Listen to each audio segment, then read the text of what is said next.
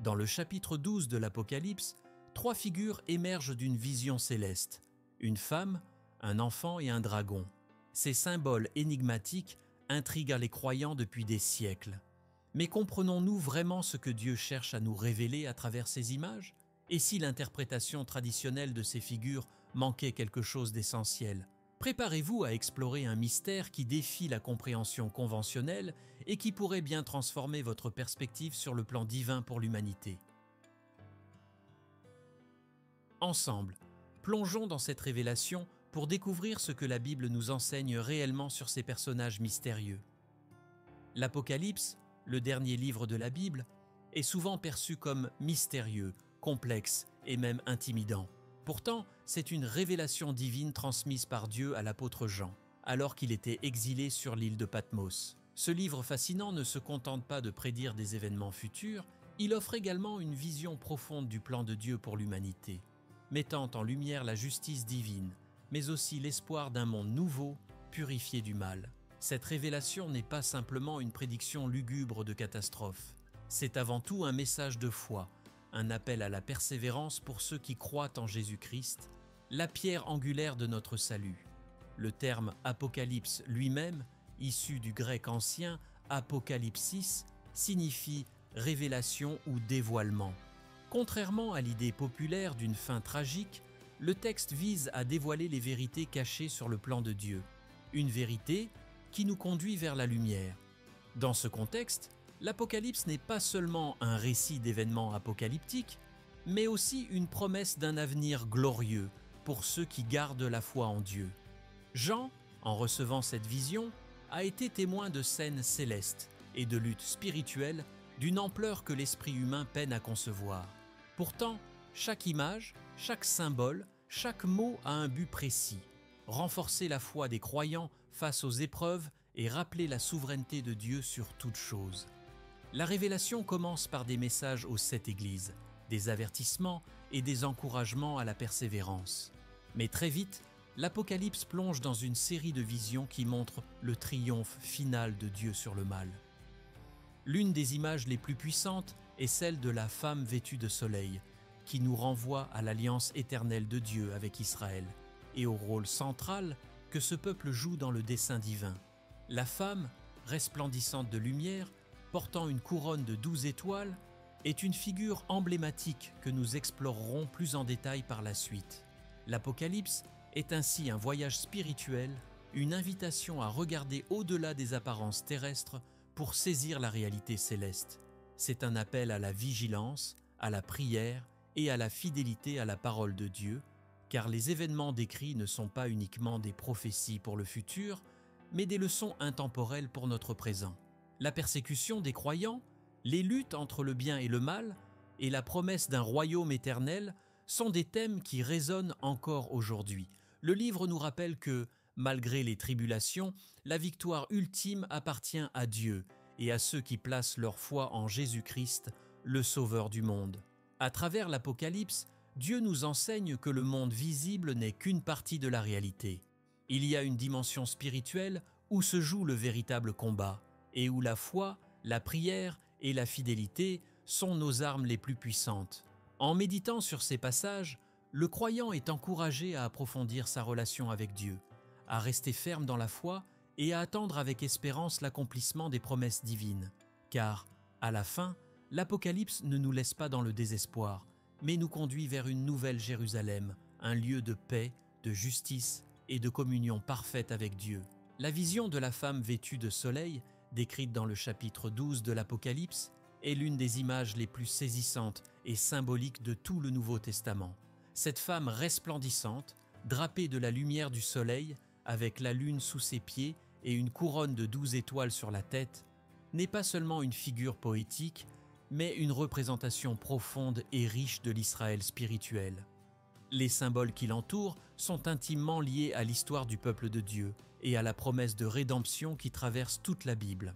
La lumière du soleil qui l'enveloppe évoque la gloire divine, la présence même de Dieu qui protège et guide son peuple à travers les âges. Cette femme incarne Israël, le peuple élu de Dieu qui a été choisi pour porter la lumière de la foi dans un monde souvent plongé dans les ténèbres. Le soleil, source de vie et de chaleur, représente la justice de Dieu, la lumière qui éclaire le chemin de ses fidèles. La lune sous ses pieds symbolise la domination sur les forces changeantes de ce monde, car dans les Écritures, la lune est souvent associée au cycle, au passage du temps et à la régénération. Israël, malgré les épreuves et les tribulations, reste ferme sous la protection divine, marchant vers son destin prophétique. Quant à la couronne de 12 étoiles, elle renvoie directement aux 12 tribus d'Israël, fondement du peuple de Dieu. Cette couronne symbolise la souveraineté et l'honneur qui sont accordés à Israël, non pas par mérite propre, mais par l'élection divine. C'est un rappel que, depuis les temps anciens, Dieu a fait une alliance avec Abraham, Isaac et Jacob, promettant que leur descendance serait aussi nombreuse que les étoiles du ciel. Genèse 15, 5. Cette promesse se concrétise à travers l'histoire de la rédemption, où Israël joue un rôle central dans le plan divin pour le salut de l'humanité. La femme revêtue de soleil n'est pas simplement une figure du passé. Elle incarne aussi l'Église, la communauté des croyants en Jésus-Christ, qui partagent cette même lumière divine. Comme Israël, l'Église est appelée à briller dans les ténèbres, à être une lumière pour les nations. Isaïe 49, 6. Les croyants, unis en Jésus-Christ, sont aussi porteurs de cette promesse éternelle et sont invités à marcher dans la lumière de Dieu malgré les défis et les persécutions.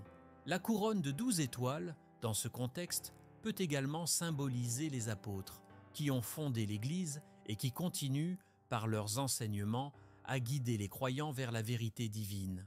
Cette vision de la femme revêtue de soleil est donc une puissante illustration de la protection divine, de la fidélité de Dieu à ses promesses et de la mission des croyants à refléter la lumière de Dieu dans le monde.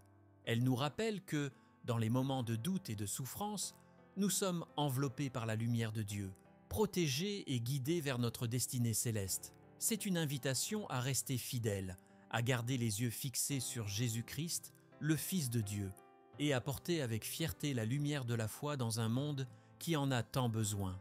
Dans la vision prophétique de l'Apocalypse, l'enfant né de la femme revêtue de soleil est clairement identifié comme Jésus-Christ, le Messie tant attendu, le Fils de Dieu.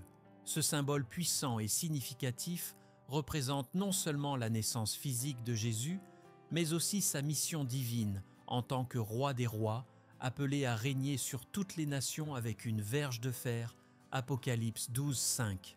Cette image évoque l'autorité inébranlable et la justice parfaite que Jésus incarne, contrastant avec la douceur apparente de l'enfant dans la crèche. La mention de la verge de fer n'est pas une nouveauté dans les Écritures. Déjà, dans le psaume 2, 9, il est prophétisé que le Messie brisera les nations avec une verge de fer. Il les réduira en pièces comme un vase de potier. Cette métaphore souligne la force et la détermination du règne de Christ. Un règne où la justice divine sera pleinement accomplie, mettant fin à toute forme de mal et d'injustice. Jésus, bien que venu dans ce monde sous la forme humble d'un nourrisson, est destiné à exercer une autorité souveraine sur tout ce qui existe, à établir un royaume où règne la paix, la justice et l'amour de Dieu. L'enfant est également un symbole de l'accomplissement des promesses de Dieu. Depuis la chute de l'homme, Dieu a promis un Rédempteur, un Sauveur qui viendrait écraser la tête du serpent. Genèse 3,15. Cet enfant, né de la femme, est l'accomplissement ultime de cette promesse. Jésus-Christ, par sa naissance, sa vie, sa mort et sa résurrection, a accompli ce que nul autre ne pouvait faire, offrir la salutation à l'humanité tout entière.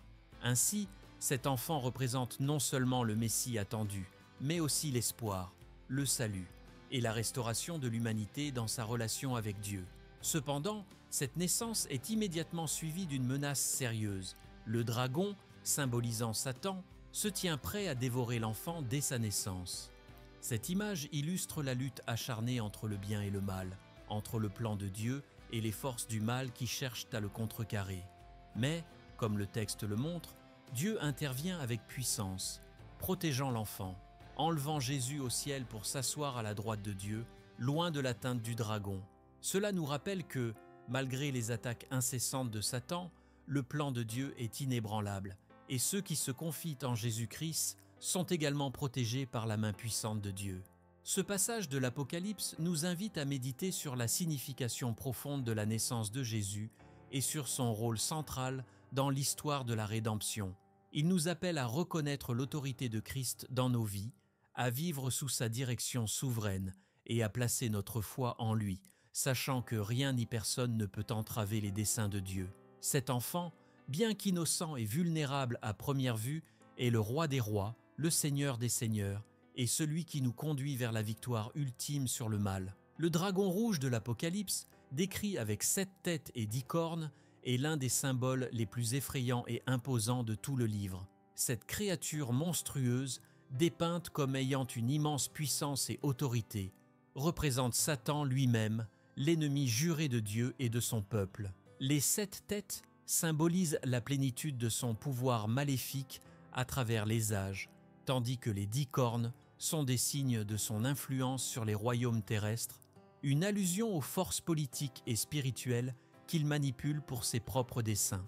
Le dragon, avec sa couleur rouge sang, incarne la violence, la guerre et la destruction que Satan cherche à apporter au monde.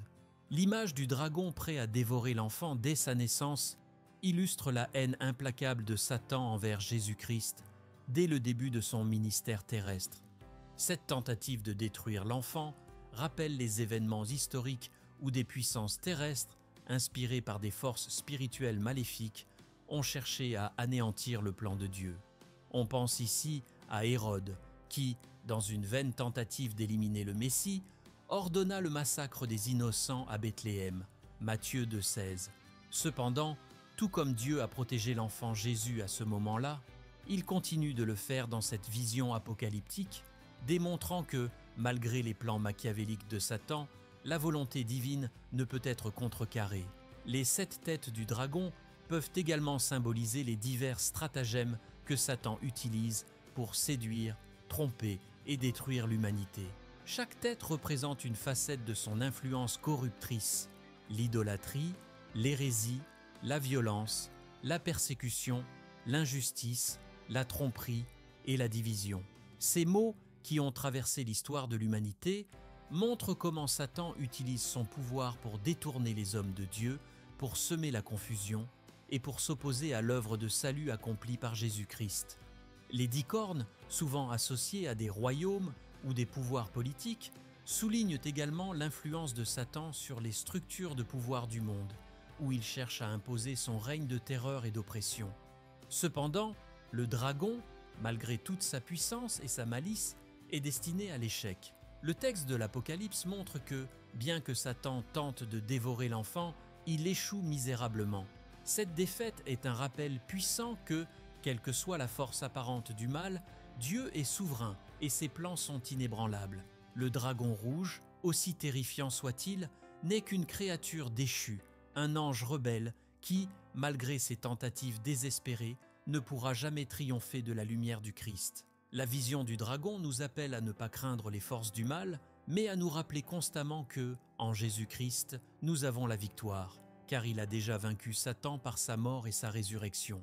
Ce passage nous invite également à réfléchir à la manière dont nous, en tant que croyants, sommes appelés à résister aux assauts de Satan. La Bible nous exhorte à être vigilants, à revêtir toute l'armure de Dieu pour pouvoir tenir ferme contre les ruses du diable. Éphésiens 6,11.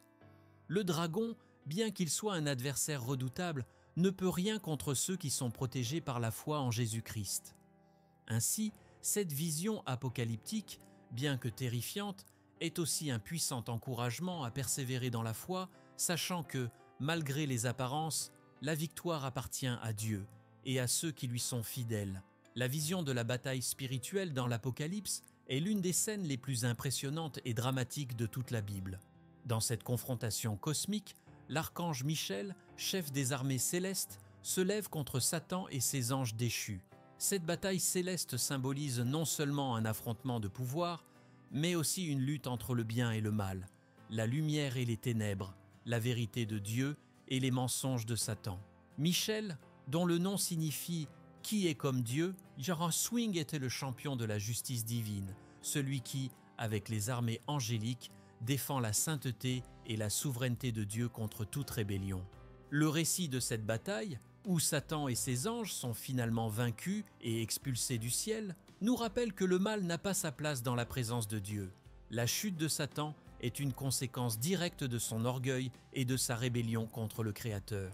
En étant jeté sur la terre, Satan devient le prince de ce monde, Jean 12, 30 et 1, mais il n'est plus en mesure de troubler les cieux. Cependant, cette défaite ne marque pas la fin de ses activités malveillantes. Au contraire, Satan, furieux de sa chute, redouble d'efforts pour persécuter les fidèles de Dieu sur la terre, cherchant à les détourner de leur foi et à s'opposer au plan de salut que Jésus-Christ est venu accomplir. Cette bataille spirituelle nous enseigne plusieurs vérités essentielles sur notre propre vie spirituelle. D'abord, elle nous rappelle que, même si nous vivons dans un monde physique, notre véritable combat est spirituel. Comme Paul le dit dans Éphésiens 6, 12, « Nous n'avons pas à lutter contre la chair et le sang, mais contre les principautés, contre les puissances, contre les maîtres de ce monde de ténèbres, contre les esprits méchants dans les lieux célestes. » En tant que croyants, nous sommes engagés dans une guerre invisible, où nos armes ne sont pas charnelles, mais spirituelles. La foi, la prière, la parole de Dieu et la puissance du Saint-Esprit. Michel et ses anges nous montrent l'exemple d'une victoire possible par la force de Dieu et non par nos propres moyens. Deuxièmement, la persécution des fidèles par Satan après sa chute du ciel nous avertit que la vie chrétienne n'est pas sans défi. Satan, bien qu'il soit un ennemi vaincu, continue de rôder comme un lion rugissant, cherchant qui il pourra dévorer. 1 Pierre 5, 8.